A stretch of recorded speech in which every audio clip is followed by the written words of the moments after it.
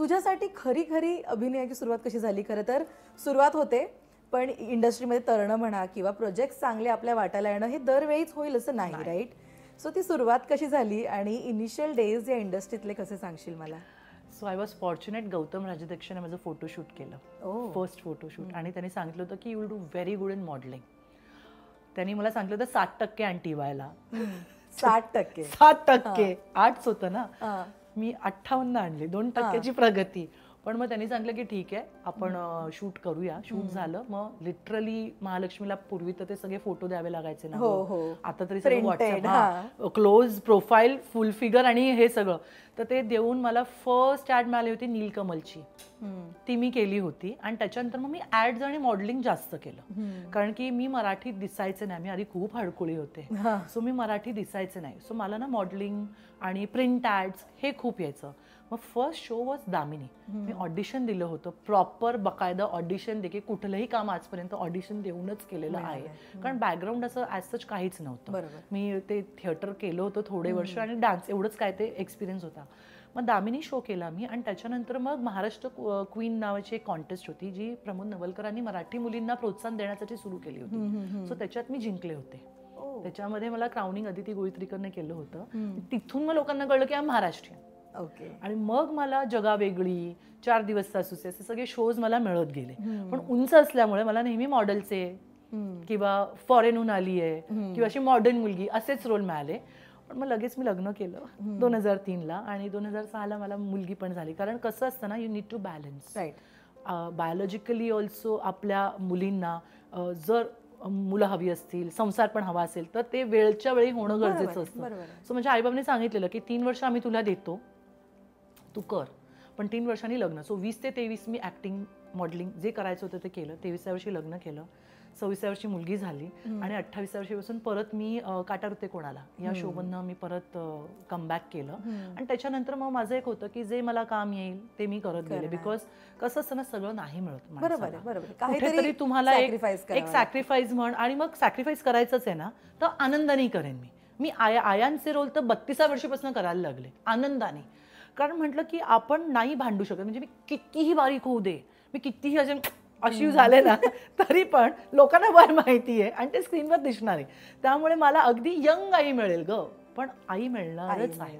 So मी म्हटलं ना, accept तुम्ही जितक्या पटकन करता. आणि मग लकीली माझा नवरा IT मध्ये असल्यामुळे तो बाहेरच फिरायचा, बाहेर प्रोजेक्ट्स असायचे. सो मग मी एक US ला गेले, UK ला गेले, तिथून आले, एक प्रोजेक्ट केलं, मग परत गेले. सो असं माझं व्यवस्थित चालू होतं. पण 2012ला एंडोमेट्रियोसिस डिटेक्ट झाला. आणि त्याच्यानंतर दरवर्षी 1 याप्रमाणे 7 असे दरवर्षी सर्जरीज. आणि मग त्यामधल्या काळामध्ये स्टेरॉइड्सचे इंजेक्शन्स, पिरियड्स बंद केले होते.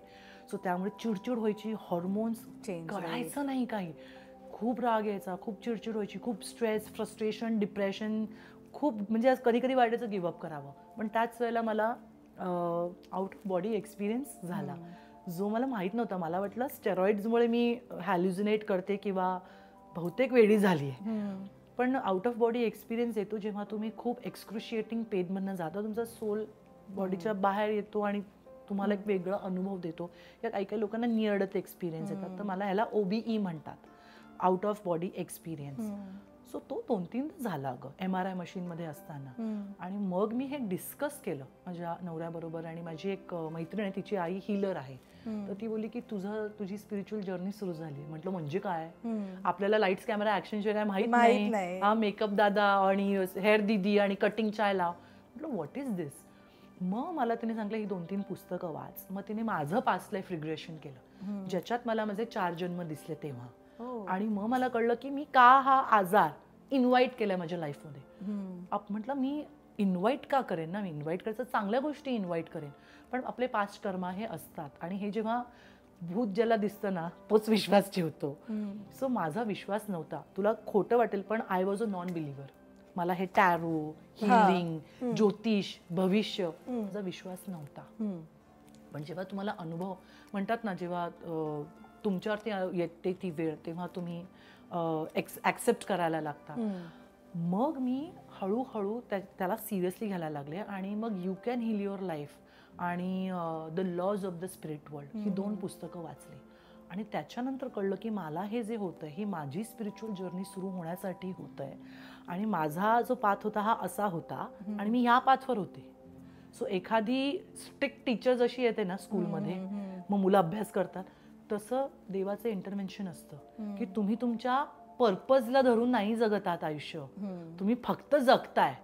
आणि आय एम फॉर्च्युनेट, ठीक आहे, म्हणजे माझं सर्जरी झाले, I went through lot of pain, पण हे जर झालं नसतं ना तर आज मी इथे हिलर नसते. सो ते होणं गरजेचं होतं, तो शिफ्ट होता. देव आपल्याला सिग्नल देत असतो दर्शना, पण आपण ना बघत नाही. बरोबर आहे. आपण हे क्या है, चल देखूंगा, बाद में देखूंगा, पण तो प्रत्येक वेळेला तुम्हाला सिग्नल देत असतो.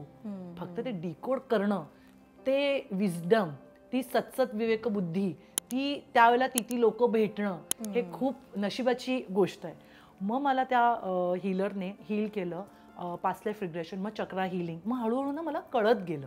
मग मी माझे चक्रा हिलिंग, मग कळलं अरे चक्रा जास्त महत्त्वाचे आहे, कारण आपले चक्र जर बॅलन्स नसतील तर आपलं आयुष्य जे आहे किंवा आपण जी लोक अट्रॅक्ट करतोय ती तशीच ते पॅटर्न बनत जातं. मग हळूहळू हे जेव्हा मला उलगडत गेलं, मग प्रत्येक सर्जरी नंतर मला 3 महिन्याची बेड रेस्ट असायची. पहिल्या सर्जरी नंतर सगळ्या मैत्रिणी आल्या, दुसऱ्या सर्जरी नंतर काहीच मैत्रिणी आल्या बेड रेस्टच्या वेळेला. मग नेटफ्लिक्स होतं. म्हटलं सतत नाही ना लोक आपल्याकडे येऊन बसणार, किंवा सतत आपण किती लोक येऊन बसणार, किंवा आई बाबा. मग मी पुस्तकांना मित्र बनवलं, वाचाल तर वाचाल. मग म्हटलं ही म्हण तेव्हा मला कळला, त्याचा अर्थ कळला, वाचाल. मी हे म्हणजे व्हॉट इज वाचाल तर वाचाल. पण जेव्हा मी सगळी पुस्तकं वाचायला लागले आणि त्यातनं मी घडत गेले स्पिरिच्युअली, की हे पास्ट कर्माज आहेत, किंवा तुमचे चाइल्डहुड ट्रॉमाज आहेत, किंवा तुम्हाला बिलीफ सिस्टम, आपल्याला आई बाबा किंवा समाज देत असतो बिलीफ सिस्टम त्यांच्या पॉईंट ऑफ व्ह्यूने, नॉट नेसेसरी ते तुमच्यासाठी योग्य असेल. त्यांना आलेल्या अनुभवातनं ते तुम्हाला सांगत असतात, पण तुमचे अनुभव वेगळे असतात ना, ते तुम्हाला लागू पडतील असं नाही. मग ह्या सगळ्या गोष्टी मला कळत गेल्यावरती मग मी हे शिकायला लागले, मला गोडी निर्माण झाली. कारण की मग काय, कोणी नाही, मी पुस्तक, मग व्हिडिओज बघा, आणि मग मी पॉडकास्ट बघायचे इन्स्पिरेशनल जर्नी, की अरे हा करू शकतो तर मग मी का नाही करू शकत. ह्याचा पाय नाही पण हा जिवंत, हा गिवअप नाही करते. वनश्री तुझ्याकडे तर पाय आहेत ना, मग तू कशाला रडते. तुझा नवरा तुला चांगल्या हॉस्पिटलमध्ये, तुझे आई बाबा तुला अळीवाचे लाडू पाठव, डिंकाचे लाडू पाठव, हे सगळं, मग कशाला तू कशाला रडतीयस. तुला त्यांनी कुठच्या तरी असं हॉस्पिटलमध्ये टाकून नाही दिलंय. मग असं करत करत स्वतःला इन्स्पायर करत गेले. मग मी स्वतःला हील करायला लागले. माझे चाइल्डहुड ट्रॉमाज मी हील केले, माझे पास्ट बॅगेजेस मी काय घेऊन आले होते, प्रारब्ध आणि संचित, ह्याचा अर्थ काय हे कळलं. मग मला आता माझे कर्म भोगायचे आहेत, मग मी ते हसत खेळत करेन. मग ते करता करता गोडी निर्माण झाल्यामुळे मी हे सगळ्या गोष्टी शिकले. मग मी चक्रा हिलिंग शिकले, पास्ट लाईफ रिग्रेशन शिकले, लॉ ऑफ अट्रॅक्शन शिकले, इनर चाइल्ड हिलिंग शिकले. कारण की कोणाशी तरी बोलण्यापेक्षा आणि कोणीतरी येऊन बोलेल त्यापेक्षा मी शिकलेलं बरं. आणि मला तेव्हा अजिबात वाटलं नव्हतं दर्शना की मी हे शिकून मी हिलर बनेन. I just learn because I wanted to heal myself. आणि being a 8 number I was always curious to learn new things. हे मला नंतर कळलं जेव्हा मी या सगळ्यांमध्ये आले. आणि शिकता शिकता तेव्हा असावा सुंदर स्वप्नांचा बंगला शो सुरू होता. मग हे सगळं मी शिकून तिथे शेअर करायचे. मग त्यांना अनुभव यायला लागले, कार्ड्स करायला लागले, मग पास्ट लाईफ करायला लागले. सो त्या 3-4 आर्टिस्टना खूप फरक पडला आणि त्यांना मी जे प्रेडिक्शन्स दिले होते कार्डना वाचून ते खरे झाले. मग ते मला म्हणाले की तू लोकांसाठी का नाही करत. म्हटलं असं कसं, कोण विश्वास ठेवेल, कारण आपण we come from a glamour industry. तर ग्लॅमर इंडस्ट्रीवाले काहीतरी तुम्हाला भविष्य सांगतायत आणि तुम्हाला श्रीम ब्रिझी म्हणा, का विश्वास ठेवेल, माझं काही बॅकग्राऊंड नाही. तुला तू करून तर बघ.